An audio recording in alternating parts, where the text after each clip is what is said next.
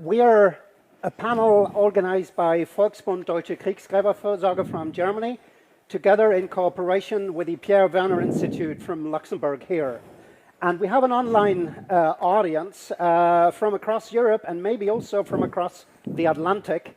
We would like to talk about 75 years after World War II.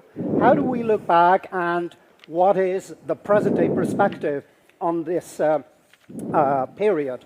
The capitulation was also a liberation for Germany. And he also told Germans to accept their past and not to belittle Nazi crimes. And that wasn't unproblematic, because I think that we shouldn't forget, when we talk about 75 years afterwards, that for a long time there was a Cold War going on, and that shaped the commemorative culture.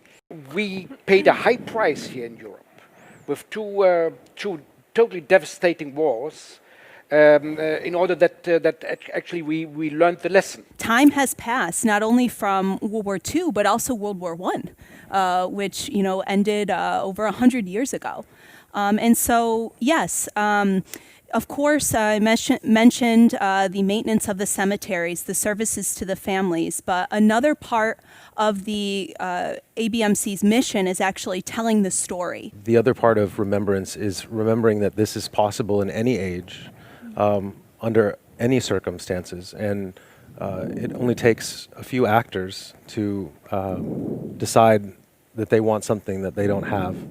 To think that we're in a moment of relative peace, and I'm thankful for that, but I think you always have to be wary, and that's part of remembrance, is knowing that these things happened before and they could very well happen again. Mm-hmm. So commemoration, I think, is, in terms of peace binding, is a double-edged sword, especially if combined with military parades, as it still often is.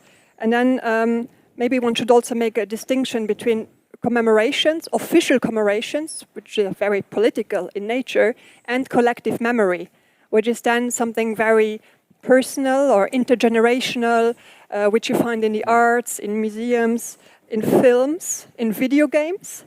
And there the question is peace there the combining element, or again, is peace something that is not necessarily conveyed by those media that commemorate the war? How many forces do I need for a good chance to defend my country? But those days are gone. I mean, for heaven's sake, they're gone. It's good. But it doesn't make it easier from a military point of view, because you do not know what will come next. To go to these smaller villages and see that they still remember, and they have American flags and Luxembourg flags up on the light posts.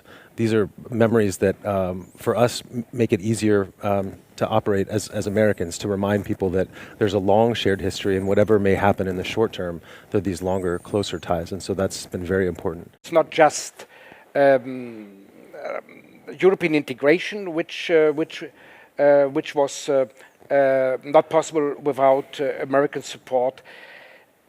Maybe even the very survival of Western Europe as a free half-continent would have been at stake without the Americans staying in Europe. Learning, perhaps, some of the stories of these generally young men and women buried in the cemetery, coming from all 50 states.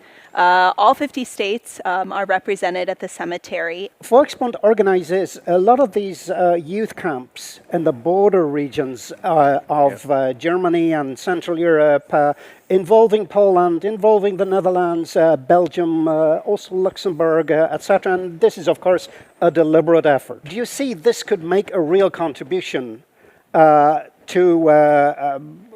call it reconciliation, peace building, preservation of liberal democracy, etc., in the long run? Once you live in another country, once you meet other people, you learn far more than you can read from books or can read in newspapers or watch on TV.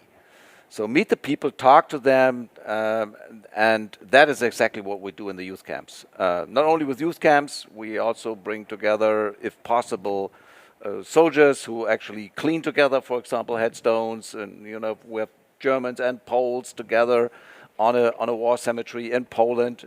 And it does not only send us a very symbolic message, which is necessary, of course.